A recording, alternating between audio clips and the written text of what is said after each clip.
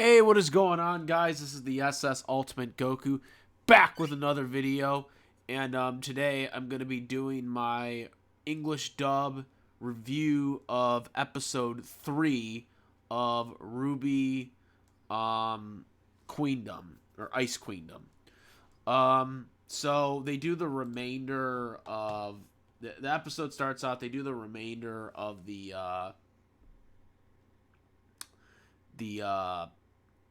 volume 1 like stuff, but a lot of it is different. We'll get to that, but basically they kind of go through the motions of what they were doing as a group. Wess is questioning RWBY's leadership. They do a battle with Jaune does a battle and loses. And Professor Port actually ends up talking to Wess about why RWBY is the leader and why it's not important about her being the leader and whatnot. RWBY's trying to win Wess over as like a friend and a teammate, and she's questioning herself as a leader. The headmaster talks to her, talks to RWBY, and we know the whole shtick on that from the original. And then it kind of goes in a different thing. So you got Sorizosis, if I'm saying that right, the new character in this show. The original character, this purple guy looking with the witch hat and stuff like that. Whatever. So he comes along after I guess Jaune is sleeping and like he can't get up. Everyone else gets up, but on his team, but he can't get up. And he says that they're stuck in a dream world. Or Shion, I'm sorry, Shion. He's they're stuck in a dream world. So I guess this is like Nightmare on Elm Street type crap. So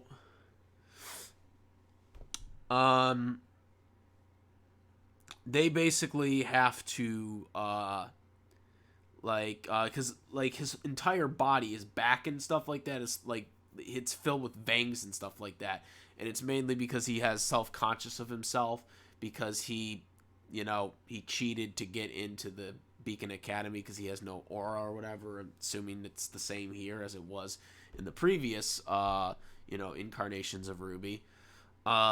So they have to free him, but they actually have to go into his dream. However, it has to be someone that's close to them or knows him well, even though, Team Juniper kind of just, they kind of just started working together as a team. So, but they were able to get into his dream world, and, I guess he, called them, if you can believe that. Yeah. Kind of weird. I guess the telepathy is just kind of just one away on this when it comes to this series. But anyways, so Ren, Pura, and Nora basically take down the veins and whatnot, or the Grimm. I'm sorry, it was a Grimm that was inside of him. The veins is self-conscious, and they get the Grimm out of there. They put him in this special jar thing. And then, Jaune wakes up, and they basically, comfort him. They basically explain that his semblance and his aura hadn't been, awakened fully yet, and that actually ended up benefiting him, to why it was easier to stop it. But nonetheless, yeah, very different from the original. I guess dream worlds are gonna be um, a big thing in this series, if you know what I mean. Like straight up. I guess that's gonna be like the big thing here. Um,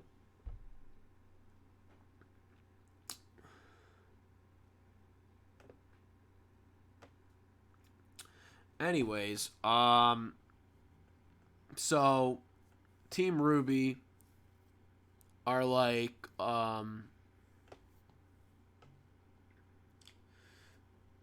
eventually, you know, in the city because there's been a bunch of robberies going on, and there was a robbery uh and in one of the stores, and basically you see. Well, I also should say that before that happened, when they were waking up, Wess tried to be nice to RWBY, too. Pretending to be nice, and giving her coffee or whatever that she liked and whatnot there. So there was also that too. But once they got ready, um, for the city scene, they got the whole people together, and they're talking, and they talk in third person, and they're just arguing, and about the Schneid family and what they've gone through, and what Blake has gone through, but not actually saying that she was a part of the White Fang and whatnot, and or she's a faunus. She accidentally says we. And so there was that interaction. Sun Wukong debuts and actually knows that she's a faunus, and can tell by doing the eye thing, the wink. And she's kind of all upset, and she ends up taking her bow off. And Sun Wukong sees it and says, "You better looking without it." So you see your ears. Also, they also run into Penny when they're trying to chase off after Sun. This was actually before they got into that major argument. Penny actually befriends, or Penny and Wess actually bump in.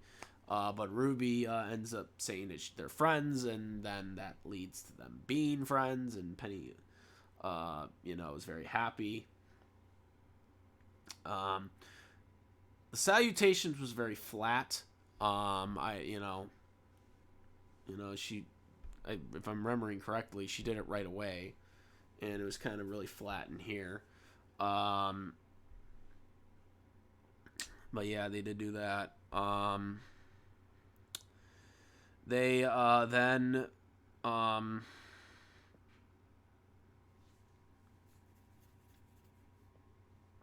when Blake leaves, they are basically trying to figure out what's going on, and of where all these robberies are coming from, and they do discover that it's Roman Torchic with the White Fang. And so that's something that they don't get. And this was Blake and Sun. As a matter of fact, Penny actually runs into Team RWBY outside of Blake, and just RWBY actually. Wess and Yang were actually together, and like Yang was basically giving Wess the explanation, like, if you just hate her because she's a faunus, shame on you, type deal. And RWBY, Penny reveals to RWBY that she had seen her with without the bow, and she knows she's a faunus and whatnot.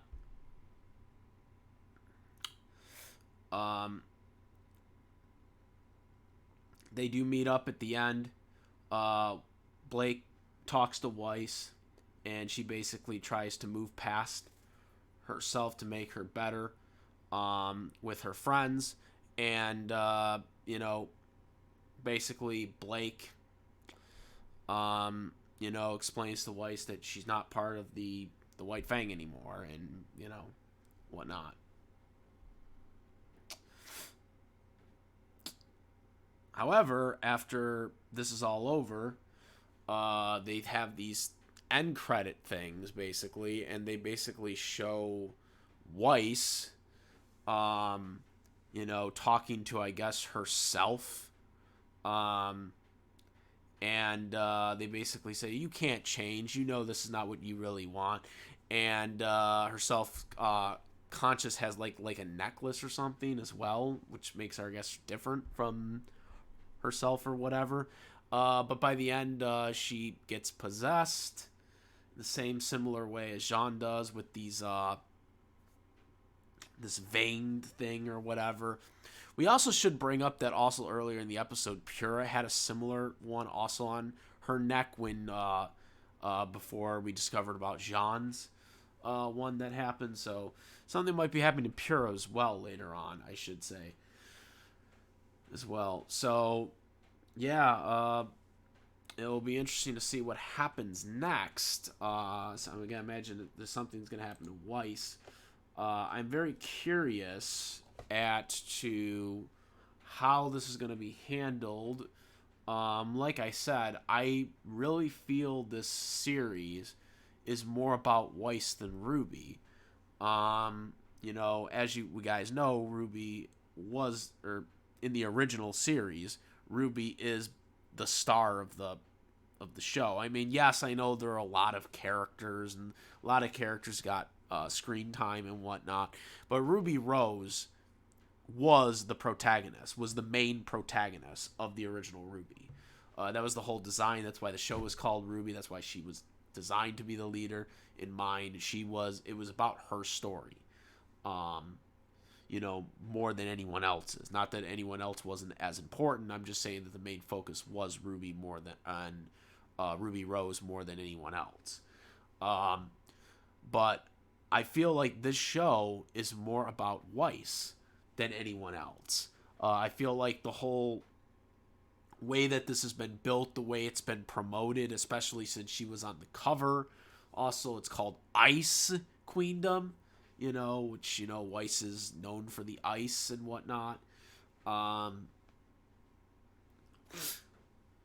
I feel like this is going to be more about Weiss, and this is going to, not that it's going to take away from other characters. I think there's going to be other characters that get more, they're going to get screen time and whatnot, but I just feel like the main focus is going to be more about Weiss's story than it is about RWBY in the limelight.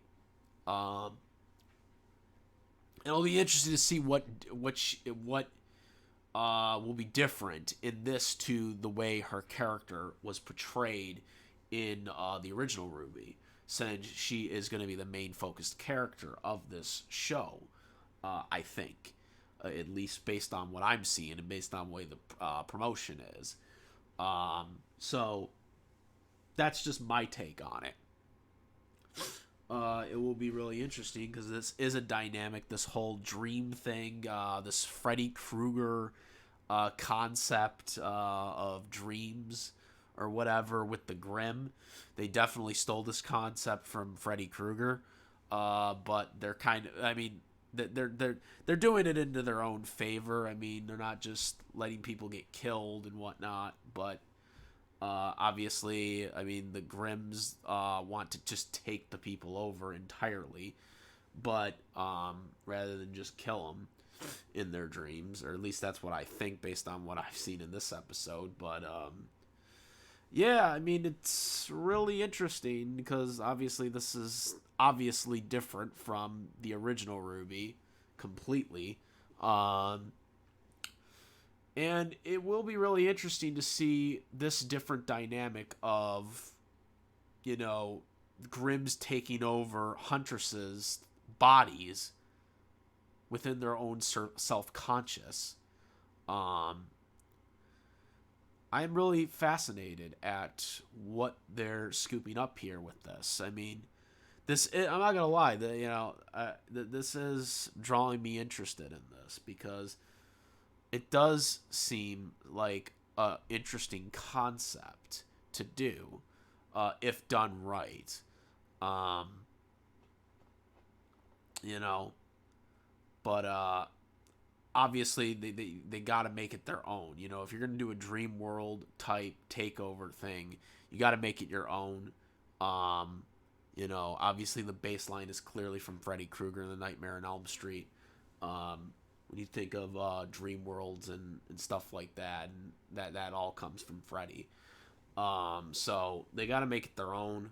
We'll see how this works. I am very interested to see how they do it. I don't think we're going to see people getting killed in the Dream World. I don't think that's the concept here. I think it's taking people over is the concept. But we'll see how this works. Let me know what you guys think about this. Comment, rate. Again, these are spoilers. We will have the comments disabled to well, it will be approved, not actually disabled, but we will have them that way. As you guys notice, we do this on purpose. But if you're one of my subscribers, one of my approved subscribers, you will be able to comment instantly. We do this always for RWBY, to avoid the spoiler issue. Yeah, let me know what you guys think to those guys that can, and or the ones later on that will get approved later on after all other episodes are released, or newer episodes are released. Let me know what you guys think. Make sure to subscribe, hit that notification bell for all the latest contents. And yeah, that is about it, guys. I am the SS Ultimate Goku. I'm out of here. Peace. Also, make sure, besides my YouTube channel, to follow me on Twitch at the SS Ultimate Goku, as well as my Instagram, the SS Ultimate Goku. I also have a Discord for fictional discussion medias of anime, cartoons, live action TV or movies, or even, you know, cartoon anime movies and whatnot. Whatever, sports, wrestling, all that good stuff. We do all those good discussions in the Discord. So yeah, make sure to go to that server. Link in the description. I'm out now. Peace.